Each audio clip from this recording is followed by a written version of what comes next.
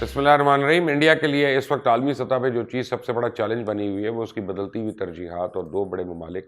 America और Russia के दरमियान बदलते रिश्तों में तवाज़ुन कायम रखा। साथ ही इस वक्त अमेरिका के लिए भी इम्तहान है कि वो रशिया से दफाई निज़ाम खरीदने पर क्या इंडिया के साथ भी वही सलूक करेगा जो उसने बाकी ममालिक के साथ किया।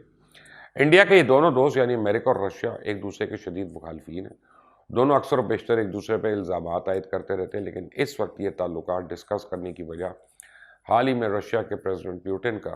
चंद घंटों का किया गया इंडिया का दौरा है, जिसमें इसने मोदी से मुलाकात की, मुख्तलिफ मुआहिदों पर दस्तखत किए और प्रेसिडेंट पुतिन और प्राइम मिनिस्टर मोदी ने 2019 के बाद पहली मरतबा नई दिल्ली में बराह रास्त मुलाकात की। कोविड के बाद रशियन प्रेसिडेंट का ये दूसरा गैर मुल्की दौरा है। इससे पहले पुतिन जनीवा में सिर्फ अमेरिकन प्रेसिडेंट जो बाइडन के साथ एक मुलाकात के लिए गए थे, वरना इस साल होने वाले कई अहम इवेंट्स में या तो पुतिन ने शिरकत से माजत की या फिर वीडियो लिंक के जरिए शिरकत की जाती रही। इसके बाद इंडियन मीडिया तो बड़ा खुश है और जश्न मना रहा था कि पुतिन का ये बयान कि हम भारत को एक अजीम ताकत, एक दोस्त मुल्क और मुख्तलिफ अवकात में आजमाइश करदा दोस्त के तौर पर देखते हैं। साथ ही भारत और रशिया ने फौजी और तजारती ताल्लुकात को मजबूत करने के लिए कई मुआहिदों पर दस्तखत किए। कॉमर्स और तजारत से मुतल्लिक 28 सरमायाकारी के मुआहिदों पर दस्तखत किए गए, जिनमें स्टील, बहरी जहाज़ तैयार करने, कोयला और तवानाई के शोबे शामिल हैं। इसके अलावा 10 साल पर मबनी डिफेंस टेक्निकल ताउन का मुआहिदा और 1 साल तेल का मुआहिदा भी किया गया। साथ ही भारत ने इस बात की तस्दीक की कि Russian defence system, missile system जो है S-400 की फराहमी भी भारत को इसी महीने शुरू कर दी जाएगी। तकरीबन $5 बिलियन की ये डील 2018 में तय की गई थी। उस पर अमेरिका ने अपनी नापसंदीदगी का इजहार भी किया था, लेकिन मोदी सरकार अपनी हरकत से बाज नहीं आया और ये मुआहिदा अमेरिका की मर्जी के खिलाफ चलता रहा। S-400 दुनिया के जदीद तरीन दफाई निज़ामों में से एक है और ये दुनिया के सबसे जदीद तरीन ज़मीन से फ़िज़ा में मारने वाले दफाई निज़ाम में से एक है। इसकी रेंज 400 किलोमीटर तक है और ये बैक वक्त 80 अहदाफ को निशाना बना सकता है और एक ही वक्त में 2 मिसाइल का निशाना भी ले सकता है। यह दफाई निज़ाम हासिल करने के बाद इंडिया को एक अहम दफाई सलाहियत हासिल हो जाएगी और यही वजह है कि इसने अमरीकी पाबंदियों के धमकियों के बावजूद इस मिसाइल सिस्टम की खरीदारी का फैसला किया। उसके बाद यह अंदाज़ा लगाया जा रहा है कि यह मुआहिदा अमेरिका और इंडिया के दरमियान तनाव भी पैदा कर सकता है, क्योंकि वाशिंगटन ने कई रशियन कंपनियों पर पाबंदी आयद कर रखी है और रशिया, ईरान और शुमाली कोरिया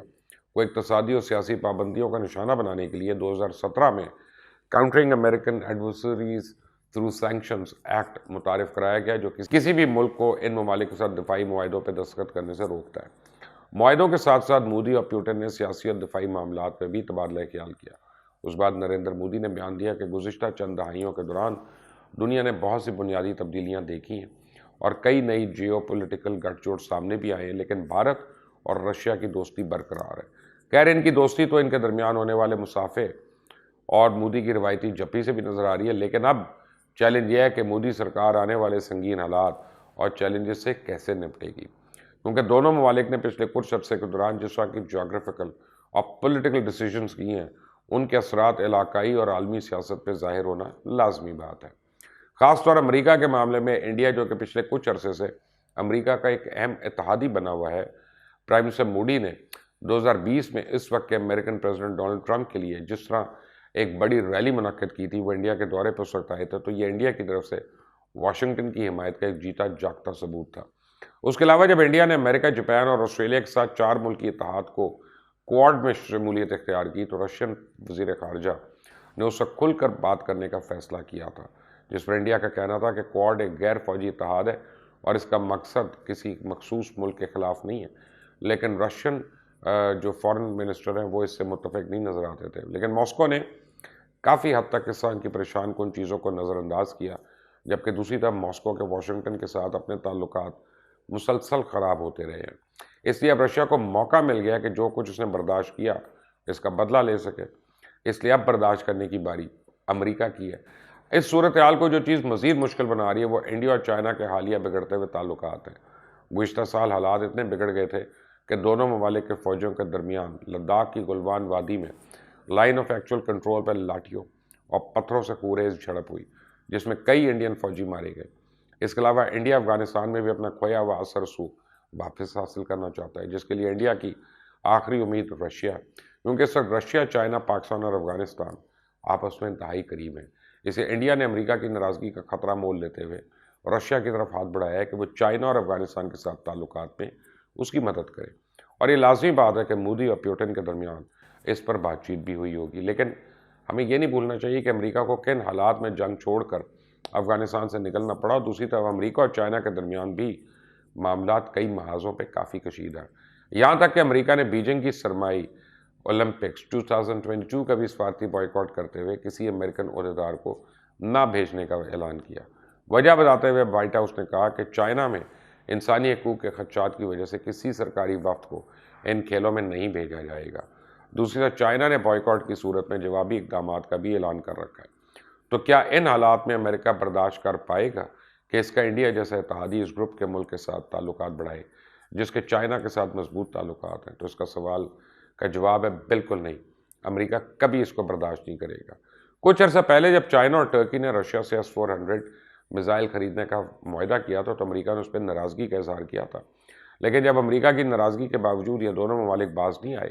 تو امریکہ کی جانب سے ان پہ پابندیاں لگائی گئی تھیں۔ اس لیے اب وقت آ گیا ہے کہ امریکہ کی جانب سے انڈیا پہ پابندیاں لگیں، یعنی انڈیا میں جو رشین پریزیڈنٹ کے دورے پہ خوشیاں منائی جا رہی ہیں وہ بہت جلد کھٹائی میں پڑ سکتی ہیں، کیونکہ ان 10 سالوں کے معاہدوں میں 10 سال تک انڈیا سے پیسہ رشیا جائے گا، اور اس کے بدلے جو ہتھیار حاصل کیے جائیں گے وہ بھی انڈیا کے کسی کام نہ آنے والے، ان کا بھی وہی حال ہوگا جو کہ رافیل طیاروں کا ہوا، کیونکہ ان کو چلانے میں آخر تو انڈین ہی ہوں گے نا۔ اس کے علاوہ انڈیا رشیا کے ذریعے چائنا اور افغانستان کے ساتھ جو تعلقات بہتر بنانے کے خواب دیکھ رہا ہے وہ بھی نہیں ہونے والا، کیونکہ چائنا جس طرح سے آگے بڑھ رہا ہے اب انڈیا کے لیے ممکن نہیں رہا کہ چائنا کو اپنے علاقوں میں آنے سے روک سکے۔ ویسے بھی چائنا کبھی بھی انڈیا کو اس خطے میں مضبوط نہیں ہونے دے گا، کیونکہ اسے معلوم ہے مودی پر بھروسہ نہیں کیا جا سکتا۔ اگر آج چائنا انڈیا کے ساتھ ہاتھ ملا بھی لے تو وہ دوبارہ کسی بھی وقت جا کے امریکہ کی گود میں بیٹھ سکتا ہے، اور وہ چائنا کو برداشت نہیں، نہ ہی رشیا کو برداشت ہوگا۔ اس لیے رشیا اب صرف ایک ہتھیار بیچنے والے ملک کے طور پہ تو ضرور انڈیا کے ساتھ اپنے تعلقات رکھے گا، لیکن دونوں ممالک کے درمیان کھیل کھیلنے والا وہ اس کو نہیں بھاپے گا۔ آپ اس چینل کو دیکھتے رہیے، مزید اپڈیٹس کے لیے اس کو سبسکرائب کریے، بیل آئیکن کو پریس کریں۔ انٹل دی نیکسٹ ٹائم، اللہ حافظ۔